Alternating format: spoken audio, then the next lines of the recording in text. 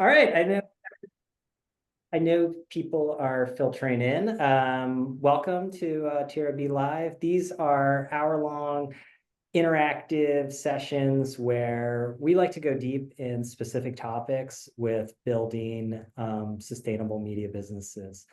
And I think the number one thing that I hear when I talk with publishing executives is the need to establish direct connections to the audience. None of this is new. That's why email is always top of mind. And today we're going to be talking about texting because text is a great way to establish. Obviously, we all use text ourselves, and it's a great way to establish a connection with people. I know I am about to kick off. I'll talk about it a little bit later. My own sort of foray into the space with Subtext. I had used Subtext when during Cannes this year, and it was actually a really great experience. I could talk a little bit about why.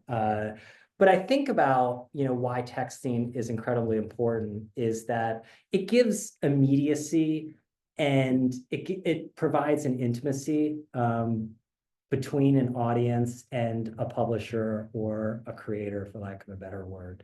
And that's incredibly important these days. I think, media companies have to establish those kind of deep ties. I mean, we see like in the creator space, how that kind of parasocial relationship has such leverage.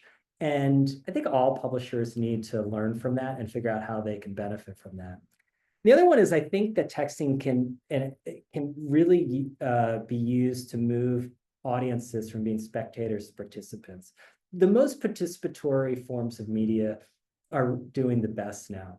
And that's why I always think of all these like psychodramas that are happening between podcasters and even in our government. I think that's part of it, really. And like the audience gets to participate in the storyline for better or worse. But I think this is a great way because we hear a lot about like, companies making their like journalists or writers as their own kind of stars. I think that is really valuable here. The other one is I think just the reality is it can be a hedge against email fatigue. The inbox is a very crowded place. And I know from the beginning, betting against email has always been a losing proposition, right? But I do get concerned about email fatigue, and I want to be able to have that as a basis for the business, but to be able to have a connection with the audience in a variety of different ways. The other one is the valuable data source. I mean, it is very direct. You can having phone numbers has a lot of advantages to it, and we'll talk about why that is. And finally, I think it's pretty clear that personality-driven content and messaging is outperforming sort of voice of God institutional approaches. And I think texting, just by its nature, is ideal for that. It is more informal. It is more casual. And I think therefore, and we see this across all kinds of content, you develop more of a bond. So with that, I want to introduce our session. Let's start off. Mike, do you want to give us an overview of Subtext? Yeah, absolutely. And thank you, Brian. Really appreciate you having me. Excited to be on with Alex and excited to be talking to the group here. So really kind of highest level, Subtext. We're a turnkey text messaging platform, purpose-built for media companies, creators, artists, and brands to connect with their audiences in a way that feels more human. Really, our goal at the end of the day is to be able to empower any of our clients to own a direct line of communication with their audience, as opposed to renting it and building equity in somebody else's platform. As sort of a matter of scale for Subtext, we've got about, I think as of this month, right around like 29 million subscribers. We'll send probably about 10 billion messages this year. Thanks in large part, obviously, to Alex and team doing an amazing job. And yeah, I mean, we work across sort of the full spectrum of like media companies and publishers. So really big brands, right? Like Hearst, News Corp, Condé, Gannett, the New York Times, Washington Post. We also do a tremendous amount of work with smaller publishers, individual journalists, not-for-profits, a lot of work in music, a lot of work in events, a lot of work in podcasts. But I'll stop there. Okay, awesome. Alex Ptachick is here from Hearst Newspapers, and she's going to be walking us through how Hearst is using text messaging. I think everyone knows Hearst at this point, Alex. But Great. a reminder that we're talking about the newspapers part at first. That's right. Yes, there are several consumer media divisions at Hearst. Magazines, newspapers, and TV are the three big ones. And we're going to focus on the newspapers today and digital websites. Okay, so talk me through the strategic context, because we want to get into the weeds of SMS. I'm eager. I have a million questions because I'm about to start this myself. So I want to get tips, honestly, Alex. But talk to me about the strategic context at Hearst Newspapers and what you are trying to achieve within what I talked about there of developing a direct relationship. We all know about Google Zero and all the rest of that. We can maybe put that aside or just like sort of blow past it. What are you trying to achieve? And then how does SMS play into that strategic objective? Yeah, for a long time, we've been reliant on the platforms, and I think we're all ready to move away from that. We are really focused on a direct delivery to the audience. And you said it, through an intimate platform like text. Everyone's phones are on them all the time. I think one of the main things we look for before we launch a new texting campaign is who's going to be the host, who's going to anchor it. The best experiments we've run are personality led. And instead of just saying text with the newsroom, we are saying text with this specific expert that has expertise in weather or a sports team or politics. And then we are looking a lot at how we can take an existing brand. So I'll take Texas Take, for example, is the politics brand from the Houston Chronicle.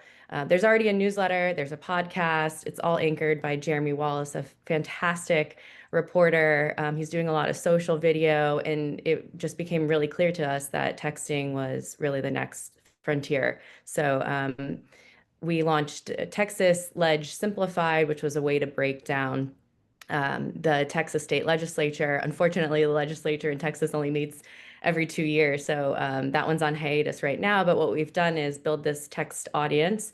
And when we're in an off period, like right now, we've funneled them over to the newsletter, but we fully intend to bring it back once the legislature's back. But yeah, biggest tip I'd say is use personality. Make sure you have someone that's going to bring their voice to it, and text in a way that isn't this is kind of hard to do, but you want it to be voicey, you want it to be engaging, you want it to feel like other text threads that you might have on your phone with friends and family, but still, anchored in journalistic integrity. Yeah. So Mike, do you want to just jump in and explain how, because there are nuances to this with how subtext works, because it's one to many, but then it's also many to one. Like it is a two-way, I guess it's two-way, but it's not multi-way, if that makes sense. Yeah, no, happy to explain it. So I think like the easiest way to think about it is like we give you as the host, right, the journalist or the person that is voicing the individual channel, we give you the ability to send a message to, let's say, all of your subscribers or maybe an individual subset of subscribers, right, according to like affinity or geography or like any other, predetermined criteria. And then those recipients, right? So those individual subscribers can reply back to the host, but it's not like an insane sort of unchecked group chat, right? With like 100,000 people chiming in at once. Yeah. And I think like one of the things that we've seen, and that this was sort of an interesting discovery for us once we got the product into market a few years ago, was like the actual engagement rate of the audiences and how high it is. Because I think like if you look at commenting, let's say on like X or social media or whatever it's going to be, like it's very much a performative action. Whereas because of the private nature of the replies in our platform and the idea that people have sort of formed this parasocial bond or, this level of identity with the host or the journalist or the brand, you get a lot of earnest questions, you get a lot of compelling participatory feedback. And we lean into that bilateral communication too, right? Like we do a lot of surveys, we do a lot of automated replies, we do a lot of sort of preference checking on like what people want to receive and when. So there's a lot to it, but we try and keep it really, really simple as well, because we understand that, any newsroom doesn't have an indeterminate amount of resources to throw at a new platform, right? Right. So I just threw up a poll, and about 58% of the people on this call are not yet using text messaging. Hopefully by the end of it, we will convince you to do so. I want to make this as interactive as possible. So please use the chat or the Q&A. I'll be keeping track of both in order to ask your questions.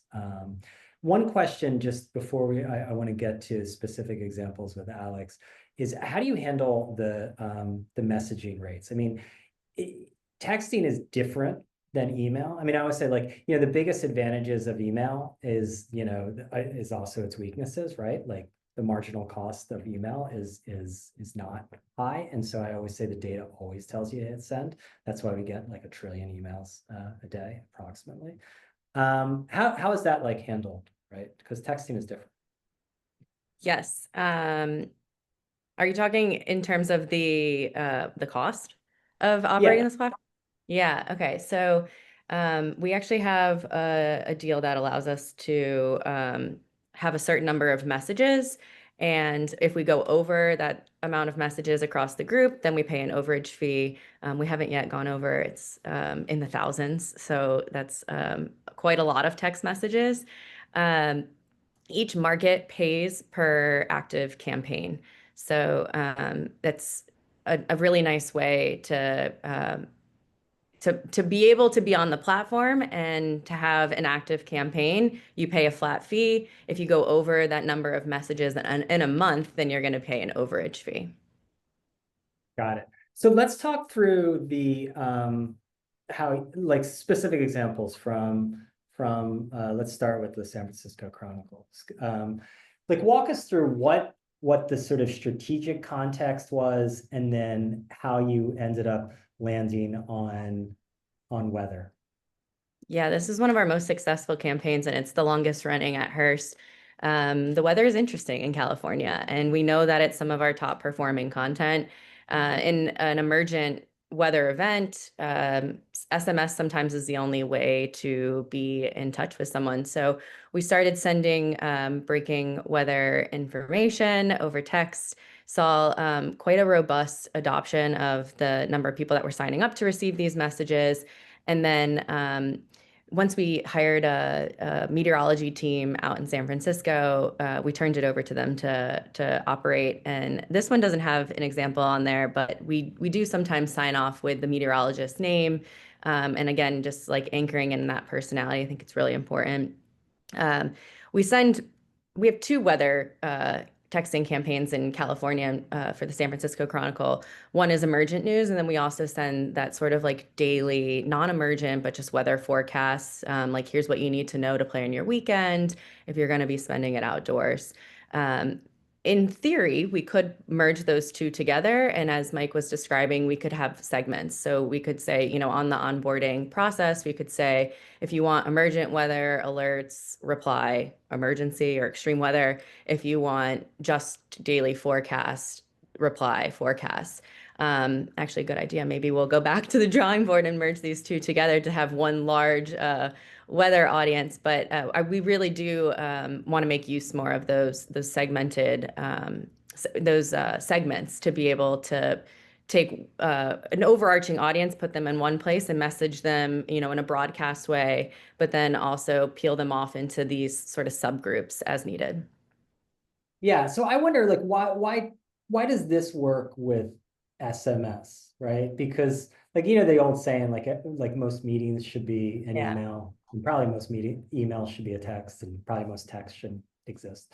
But like, so why does this make sense for texting versus email? Because that's the part that I regularly get hung up on, is what kind of information product, because that's what you're basically creating, makes sense for and works organically within text versus email. Yeah. Because I think there's a lot of tendency, I feel like, within media is to treat the context all the same. It's just another way to push out quote unquote content. I think the brevity piece is really important. You know, browsing through an email, this could be an email alert. And we do send email alerts to really brief emails. You mentioned the inbox overwhelm. I think a lot of folks would argue that their phone, their messages are becoming overwhelming with marketing text. But yeah, we're looking for brevity and voice. I don't know why, but in text, like it is a little more informal. It's less buttoned up, and the ease of delivery is the Subtext platform is so easy to use. You pop in, you could accidentally send a message. We also use this functionality to, yeah, warning, Brian. We also like to draft them ahead of time and have an editor come in and quickly read them, but without stripping out any of that voice. So I think it's the brevity piece that is most important. Yeah, Mike, we got a couple of questions. One is from Jenna Herzog. She asked specifically for best practices for podcast producers to leverage texting. That's a really interesting question because I, as a podcaster, have found that, like, you know, the parasocial apparently is going to be the word of the year. And there is that element where you have a connection to an audience that is just qualitatively different. I mean, I've created a lot of different types of media, and it could be the human voice. I'm not really sure. Could be person that develops that kind of one-to-one relationship that I think it just theoretically would transfer very well to texting. Yeah, I mean, it's a great question. So SMS and podcasting, I mean, I'm certainly biased here, right? But like, we do a tremendous amount of work in podcasting. I think it's a really natural fit for a couple reasons. One, I mean, typically podcasting is sort of a passive listen, right? You're at the gym or you're in the car or wherever it's going to be. The podcasters that use our platform to like really great effect are typically creating participatory experiences for their listeners, right? So, like, I'll give you a real life example. You know, we were doing a podcast with Vanity Fair around awards season, right? And they were having sort of a, you know, a cavalcade of celebrities that were going to be coming on the podcast. And they had this really dedicated listener base that, you know, they were sharing daily updates to. They were sort of, you know, pulling back the curtain on what it was like to create the podcast. And it was a great way to be able to bring people into the fold. But before they had um, any of these guests on the podcast, they would send out a message to all of their Subtext subscribers, right? And say, hey, we're going to have Brian on the pod next week. If you had the opportunity to ask him a question, what would it be, right? Typically their engagement rate would be north of like 80-90% because everybody wants to be able to get their question in. And now granted, you're obviously not going to be able to ask all of those questions, or Brian, you know, you're going to be on the podcast for 4 hours. But just creating that indication that you are listening, and that sort of participatory loop for podcast listeners is a great way to habituate users and move people from maybe a very passive listener to somebody who is, you know, an evangelist and like a big part of the community for the podcast. Totally. So we got a few other, let's get to a couple of these as they come in, if you don't mind. One that came in from Lauren Girolamo, I think I'm getting that correct. What is the best way to grow the audience? I mean, you're going from like a standing start, right? I assume, of not having a lot of phone numbers. Alex, do you want to walk through how you approach that? I know like when I used it this summer, I just asked people for their phone number. I don't know if that was the best practice. A bunch of them gave them to me. Yes. In my past role, I worked at USA Today. Got I got a little silly on social and just started being like, "Can I have your number?" And then I would Yeah. promote the text in that way. It was I had a lot of fun with it. So definitely like running an audience plan to build up that list before you send your first text is important. Social is a pretty easy way. Another thing we've done with our hurricane campaign out of the Houston Chronicle is set up a keyword that you can text. So you've probably seen this before where it's like text hurricane to 713 blah blah blah. That's a good way. It's very low effort for someone to sign up in that way. And then we cross promote a bunch. So I mentioned we'll cross promote in newsletters. Sometimes we'll even send what we call a featured send, which is sort of like a, hey, this is new, and it's a wider email blast to a larger amount of our email ecosystem. And then cross promoting in other products. So in Houston for that hurricane campaign, we saw a lot of folks who were in our weather WhatsApp channel, which is just broadcast messaging and some engagement, be interested in actually being able to ask our experts questions. So they, I wouldn't say migrated from WhatsApp over to Subtext, but they added Subtext as another piece of the pie. And then one more, which is really easy. Subtext makes this so easy. When you start a new campaign, you get an embed, a widget. It's just an iframe embed. It's quite easy actually. On one of the slides, we have an example of that embedded in a story page. And all you do is you type your number in, click continue, and then there's a little bit of an onboarding journey to get you into the text campaign, and your welcome message will be sent from there. Yeah, Mike, how do you counsel people thinking about this? Because I feel like with email, people are used to big lists and like, you know how it goes internally, but everyone loves bigger numbers than smaller numbers, right? Is this more of like a niche, like in that it's like almost like a niche of a niche? Your most committed people will give you your phone number versus like it seems like the engagement would be so much higher. And I saw that with doing it this summer, where like the click-through rates were like insanely higher than email. And just like the open rates were, almost like 100%, right? And, but the number of people, it was about can, and I want all of you to get my text messages, but was smaller than email. So how do you end up thinking about that, from the audience development side? Yeah, so a great question. I mean, so when we look at it, right, we're under sort of no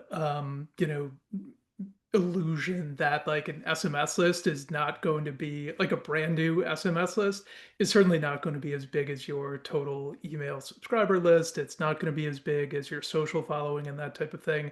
But I think more often than not, what we see, and we see this bear out in like meaningful like KPIs with clients and that sort of thing, is you do end up getting significantly more bang for your buck or bang per subscriber here, as it were, right? Like based on the performance of the messaging. So like universally, right? And I mentioned this before, but like, we're going to send 10 billion messages this year. So we have like a pretty good empirical data set.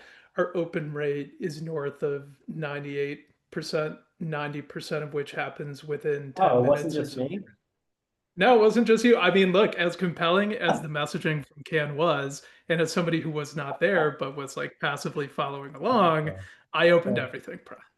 All right. Um, but so the open rates are really, really high. They're almost immediate. CTR for us on average is north of like 20 or 25%. So when you think about it, we always look at it and say, well, it might be a smaller audience, certainly, but there's many instances where that audience is going to take more actions, is going to convert, is going to participate, is going to be, less likely to churn out than maybe an email audience. And I think the really important thing here is like, and we talk about it a lot, but like this sense of ownership, right? This sense of directness and immediacy and intimacy. Like this is totally anecdotal, but like, we run all of the tech backend for this. So like we field subscriber questions via email and that sort of thing. So our clients don't have to do that.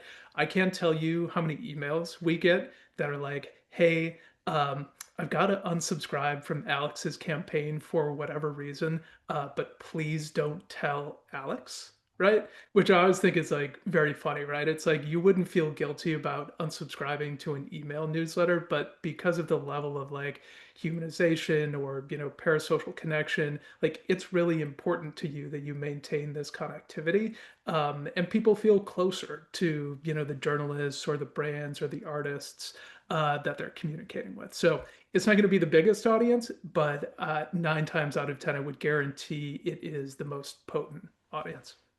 Yeah. Alex, do you want to, are you going to share with us how big your texting communities are? Sure, I can. Across HMP, it's nearing, and we only have about 5 newsrooms using it right now, but we're working on that. We just did a knowledge share last week to get more interested.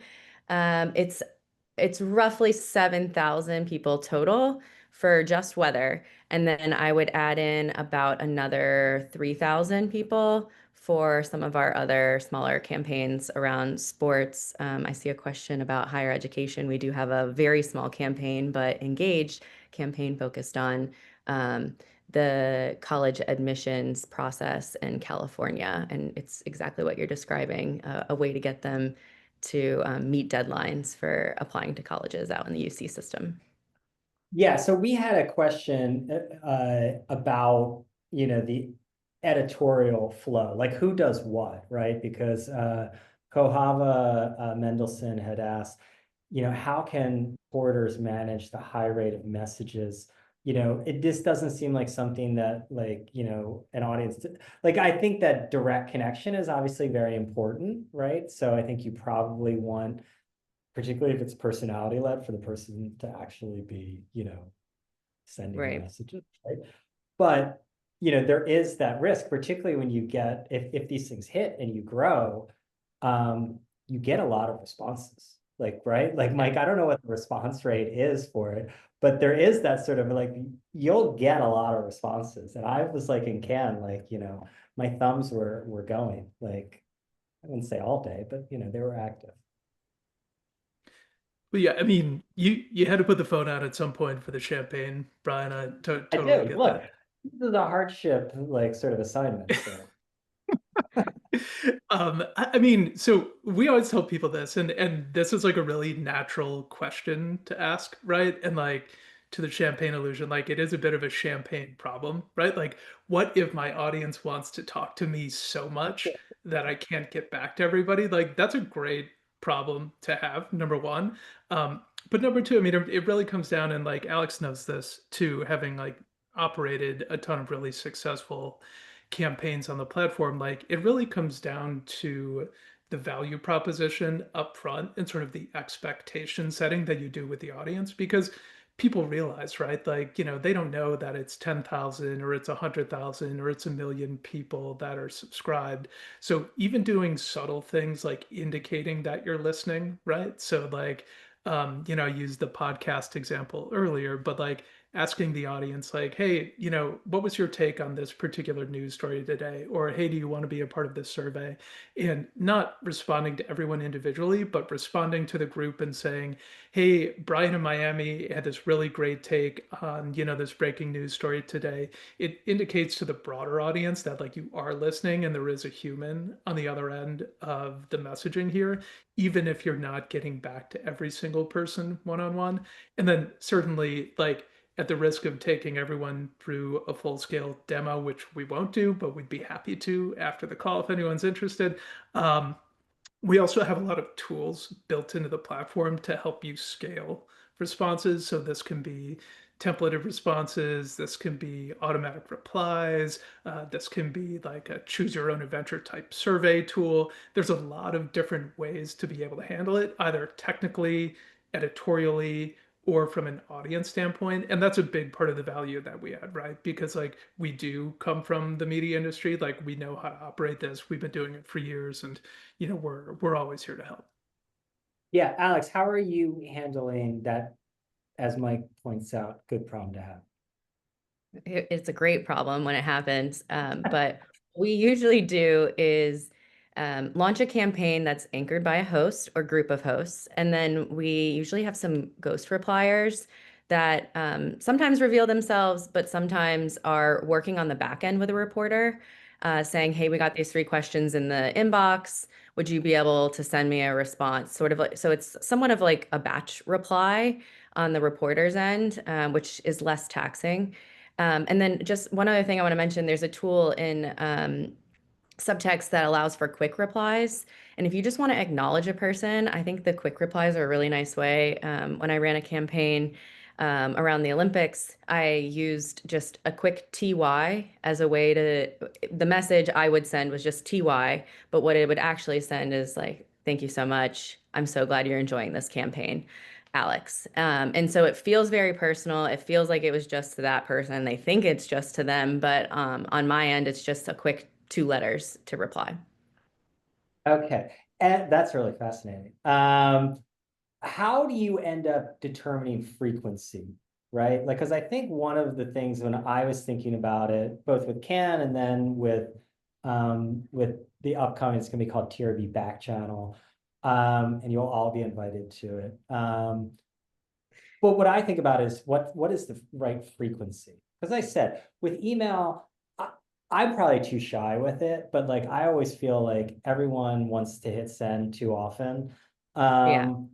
What is the right sort of frequency with text messaging? Because it is a very personal medium. And I sort of, look, there are these startups now, like who are trying to get connect people onto like people's calendars, right? And like I had one, like I had some meeting on my calendar at like 5 p.m. today. I was like, what is this? And it was actually just put on my calendar by someone trying to sell some outsourcing solution or something.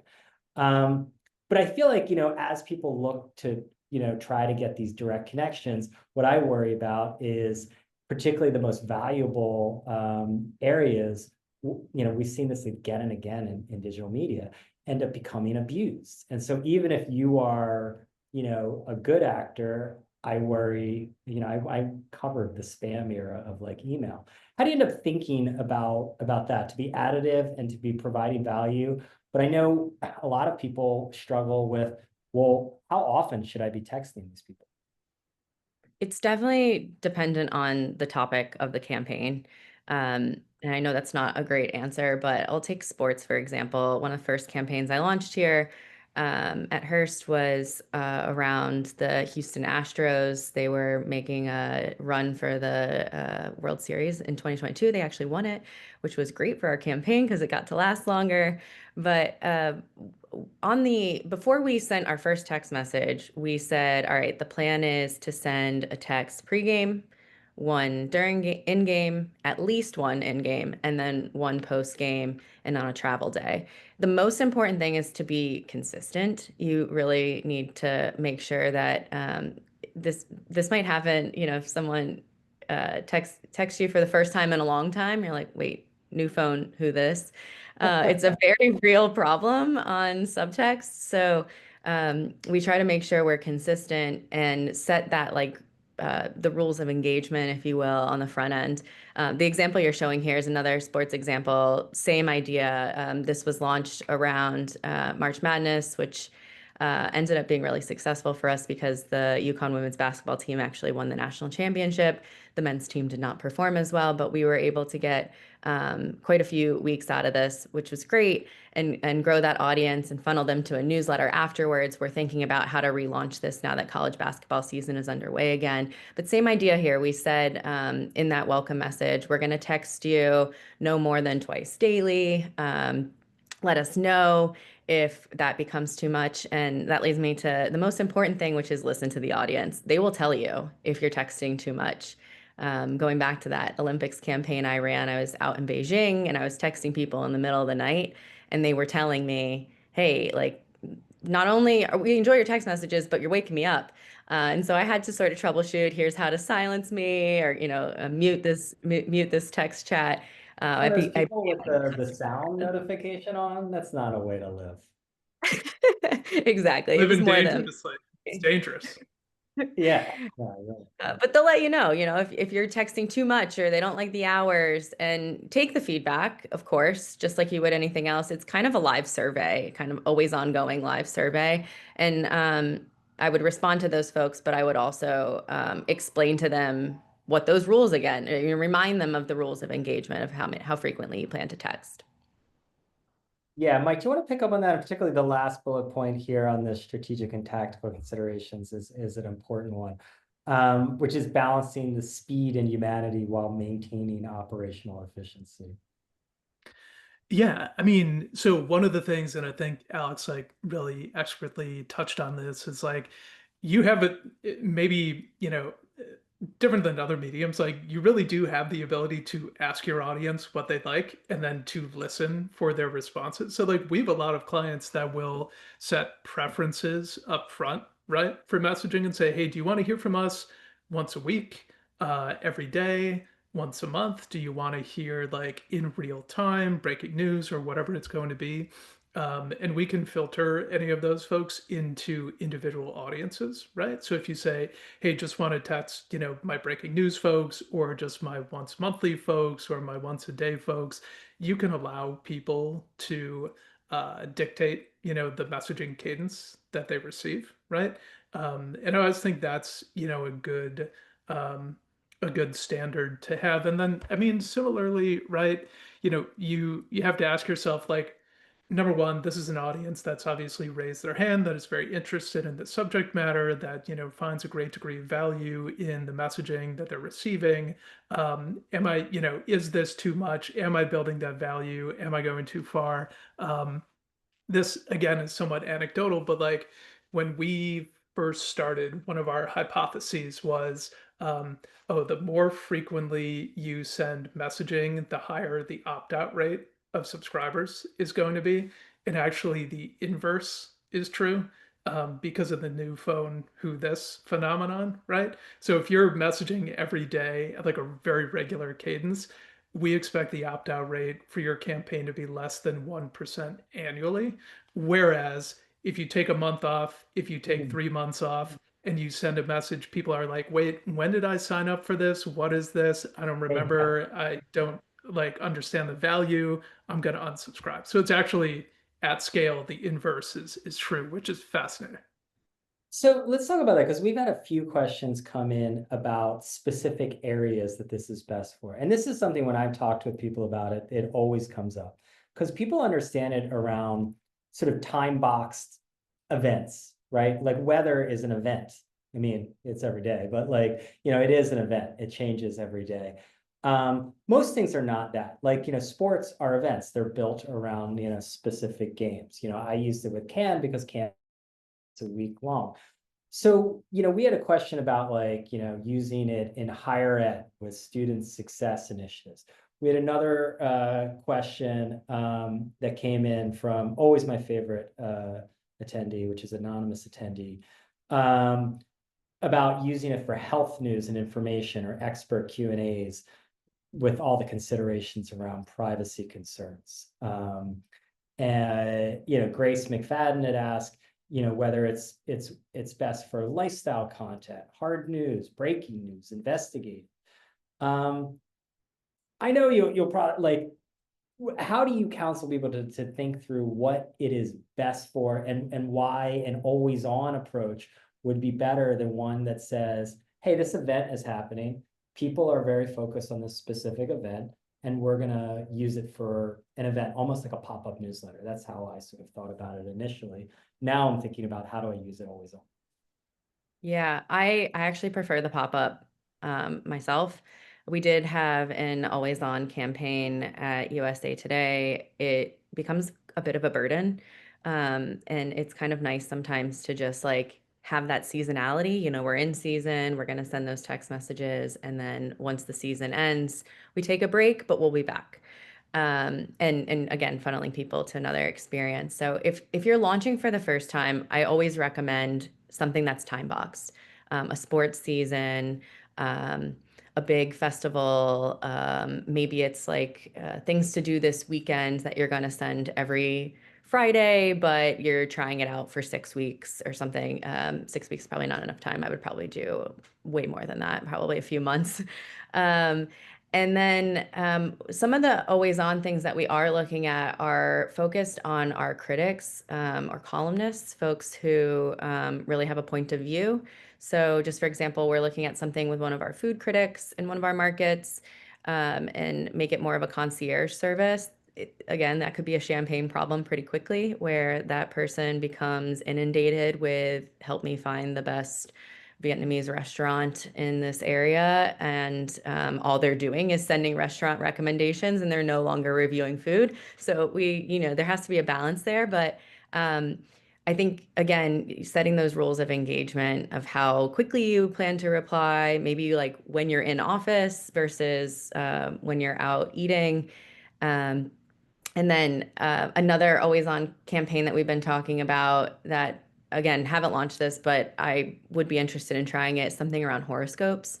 Those are really interesting. I think a lot of people like to get them delivered via social or email, but what if we started texting you your daily horoscope and like, I don't know, a roundup of other horoscopes in the morning through a link? Yeah, I like that. I think that the in-house astrologer is a role that everyone needs to have, I think, at every publication. Um, so let's talk about the impact of these because engagement is nice, but everyone needs to justify initiatives. So let's talk about that. Mike, how are you thinking about like where SMS fits in the funnel? And I know it will depend, but is it like all parts of it, or is this mostly a bottom of the funnel? Is it best used as a retention tool for subscription programs? How do you see its effectiveness? Yeah, I mean, so I think its place in the funnel really depends on sort of what the primary initiative is, or like what the KPIs are for that initiative. Like, if we were going to take maybe all of our use cases across media, and assign, like a category to each one of them, I'd say like the most common ones are typically audience engagement, subscriber acquisition, subscriber engagement, and like by virtue of that, subscriber churn reduction.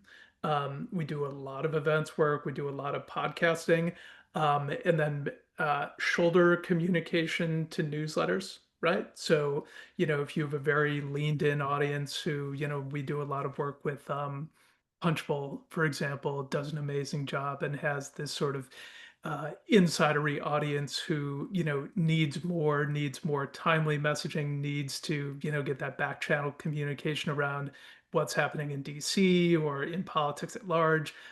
They do a really great job of using SMS as the shoulder communication to their primary newsletter. And then we do a lot of work in commerce, right? So I think, if you were to take any of those use cases, it's generally pretty easy to assign KPIs to those. Like you're talking about commerce, it's really revenue. If you're talking about subscriber engagement and churn reduction, you want to see, the percentage churn has gone down times the lifetime value of any of those subscribers. Events, we're selling tickets. Podcasting, this might be a branded content initiative or that sort of thing. So we try and work really closely with any of our clients to figure out like, hey, what is the natural fit in the funnel, number one, and number two, what are the KPIs that we're measuring to ensure that this is a positive return on investment and not something that is sort of a kitschy niche, nice to have experiment. Because I mean, we do think, and it's been proven out, um, that we have a really meaningful impact on the bottom line of any of these organizations that make the investment in it for a variety of reasons. Yeah, Alex, how are you measuring the impact? We are not, this is unlike a lot of other projects we work on, where we're not our North Star goal is not sessions, or visits or page views or whatever you want to call it. We're more focused on that one-to-one relationship, building direct, highlighting our experts, building up them as creator journalists is the term that we've been using. And to answer about like where in the funnel, at Hearst, we haven't done any true subscriber only campaigns. We haven't done the API work quite yet, but we are looking at doing some that would be retention plays. And then I would say most of our campaigns sit pretty deep in the funnel, but not super fans quite yet. Yeah, I think that probably answers it. Yeah. Mike, how about like specifically to paid subscriptions? I mean, we have a poll going on right now. About a fifth of the people who responded said that the biggest impact they could see from SMS being with paid subscriptions growth. I think, everyone's looking to develop not just a closer relationship with the audience, but hopefully a closer relationship with the audience that includes audience revenue too. Yeah, absolutely. I mean, so we love the subscriber acquisition use cases typically because they're just extremely straightforward, right? Like you have an audience who's maybe interested, maybe they're a passive reader, and the goal here is to be able to habituate them and sort of move them into paid subscriber mode. We think SMS is, and we've seen it play out many times, a really effective way to do that for a couple reasons. Number one, the open rate of the messaging, and by virtue of that, the value that any of the recipients are getting out of your messaging is really, really high. And, subsequently, the sort of value that they ascribe to that media company is very high. And then on a much more tactical level, like, all right, if our CTR is going to be 25% or 30%, and you are sending out, let's say, a daily message to get people to subscribe, or you're running offers or something like that. It's a very straightforward play, and one that's like pretty easily measured. So, again, I mean, it comes down to like the organization and your goals and your KPIs, but typically we expect like a 2-3x return on investment if you're running a subscriber acquisition type of campaign. Yeah. Are there any sort of like, I mean, so do you see people using it to like push subscription offers? Because I can see, look, we see it with email that like a lot of times, when you develop that connection, it's a very effective marketing channel, right? Like, so people might be obviously signing up for, content focused newsletters, but, you can send offers. And when you send things through email, things happen. Are you looking at that, Alex, as a marketing channel at Hearst at all? No, not through Subtext. Okay. Our thought is we're going to include some links to some content. You're probably going to click on at least one or two of them, and we have a pretty tight meter across all of our markets. So you're probably going to encounter the paywall at some point. And what we do measure is subscriptions that are influenced through Subtext. So we're kind of tracking subtexters, our text audience, as a cohort. And then I will say maybe one other option I would have added to that poll, and this is something I've been talking with Mike and his team a lot about as of late, is this could be a new revenue stream. Maybe a small one, but it could be pay $4.99 a month to get access to our, this is a real example from the Dallas Morning News, our Rangers beat reporters. They're gonna be, covering the season at all of the games, traveling on the road, and you're kind of getting this like behind the scenes access. And that campaign, I'm told, Hearst recently acquired the Dallas Morning News, grew to over 1,000 subscribers, which is a nice chunk of change, and it's nice experiment to get them to stick around too. Right. Before we get to the takeaways, Mike, I want you to just walk through the sort of a little bit about like the sort of CMS and how it works, because I think it can be a little bit different, I think, than people end up thinking. So I think it's worthwhile to actually to show it.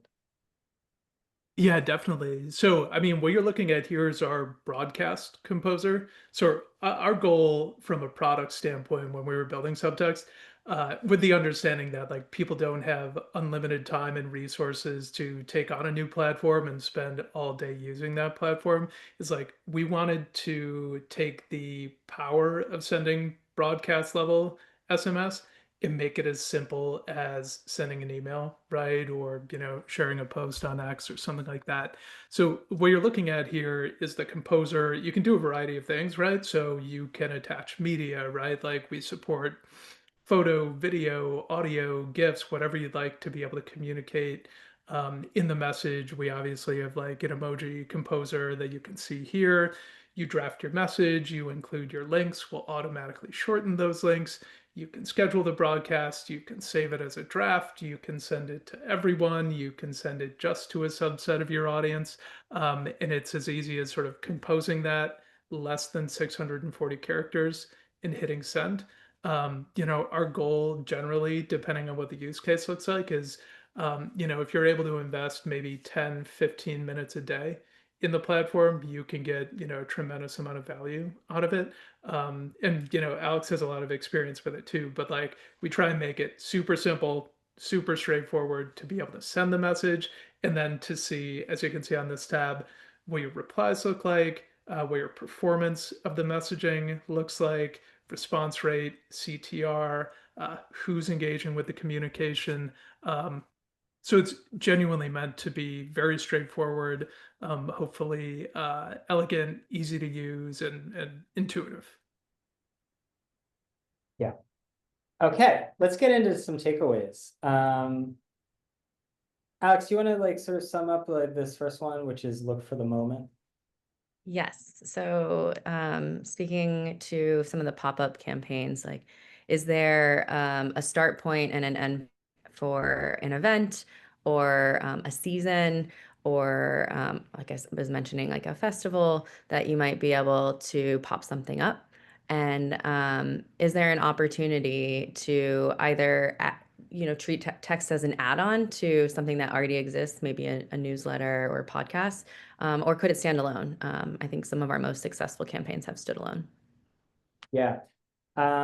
Mike, this is something you had mentioned, which is like leading with voice. Because I mean, I think we see the leverage in media, and I don't think this is something that is going to change. I mean, maybe it's a phase, but it has absolutely moved to personalities and individuals versus, institutional voices. Yeah, I mean, it's a really great point. So, the suggestion that we always make to new users of the platform is like, don't be afraid to be yourself and don't be afraid to be maybe a little bit less formal. Like, number one, the medium calls for that. And number two, this is really what your subscribers are looking for, right? Like, when we conceptualize this, we think of it as like, hey, if I met Alex and Alex was really in the know about something that I cared about, and we exchanged numbers and she was sending me a text, she wouldn't worry about, the perfect, grammatical element. She wouldn't worry about like including emojis. Like, I want this information. I want to be behind the curtain. I want to be engaging with, the voices or the brands or, the subject matter experts that really have an impact in my life. And being more human is of huge benefit here, particularly at a time when a lot of our consumption of media becomes less human. Right. Yeah. I think on that, like, I think what I noticed, because we talked about we saw the adding media function, the photo posts and video messages got the highest like response rates that I found. And that might have been like can or something. But again, to me, it's like you got to act like people are used to. Like I always thought with email, publishers initially made the biggest mistake by shipping websites, sending websites to people's email inboxes instead of the kinds of emails that people want to read, which are the kinds of emails you get from people that you're either doing business with or you're closest to. I mean, nobody's like looking forward to like reading their electricity bill, but publishers were like sending basically the equivalent of that. And the same thing with text messages. Like, I think you have to like think about like what the kinds of texts that you want to receive, like not the kind that are like, signed, like, you sometimes get that from like parents or maybe grandparents, depending on your age. I don't do that, by the way. Alex, do you want to talk a little bit about designing for participation? Because there are a lot of different ways that you can get people to participate. Yes, this is so important. Actually, I wish we got to it sooner. Every welcome message we start our campaigns with always has you can reply to this. We will respond to you. I just looked up an example from the San Francisco's extreme weather campaign. Please text us your questions or concerns. We're here to help you get the info that you need. For UConn, it was have a UConn basketball question. You can ask them, respond to a text with your question, and then once our reporters see it, they'll respond when they can. So we're constantly, right from the jump, trying to get people to respond to us and ask for feedback throughout. Right. Yeah. Let's go back to sorry. All right. Mike, do you want to go for the other one, which is, I guess, follow the money, which is like basically how you quantify the results of these programs? I mean, one of the questions that had come in, which was, how do you sell these kind of something like this into senior leadership? Yeah, I mean, so for us, it's really straightforward. And like one of the things that we do with any new clients is we'll sit down with you and actually model any of like provide financial models around any of your use cases, right? So if we know that this is a subscriber acquisition effort and you have these audiences in these places, we can use any of our like anonymized historical data from the platform to say, hey, this is the expected return on investment. Here's the messaging cadence that we would recommend. So like we can get it down to a very finite level, and like we'd love to be able to do that because we understand like it's from a budget standpoint, like everything has to have demonstrable return on investment. We feel really confident in what it is that we do. So, we want to be able to work with clients to say, hey, here are 2 or 3 use cases. Here are the KPIs that are really important to us as an organization. What should we expect? How should we model against it? And how do we optimize? It's a big, part of the service. And, I think it's critical, especially going forward, that, we make sure that we're providing demonstrable value well above and beyond, the investment you would make in the platform. Exactly. And the final one for you, Alex, which is be transparent. Because I think you made the really good point, which is like, and I think people are wary when it comes to text. Like, am I going to text too much? It's like, just tell people. Yeah, set those rules of engagement. And I would also be transparent with who you are. If you do need, it's not a bad thing to say, hey, this campaign is doing so well. So many of you have helped me grow this list. I need some more support from the newsroom. I'm going to introduce you to this producer, and this other reporter. Like, meet them. And yes, I agree. It's silly to sign off on a text message. But sometimes it does make sense to say, hey, it's Alex, or hey, it's Mike at the front end, just to sort of like demystify who you might be messaging with. Yeah, I meant mostly like, the messages that are written like multi-paragraph text messages with like love, dad. We cut you off at 6:50, Brian. We don't get Okay, there into you like, go. ex-partner territory, grandma territory. Okay, well, thank you very much. I hope all of you will join me on the TRB back channel. I'll send you like a link if you'd like to be part of my experimentations with this. I promise I will not send more than 2 text messages a day, as Alex counseled. But really, thanks so much again to Alex and to Mike for breaking this down. It's a really fascinating area, and I'm excited to dive into it. So thanks so much, and thank you everyone for joining us. Bye. Thanks all.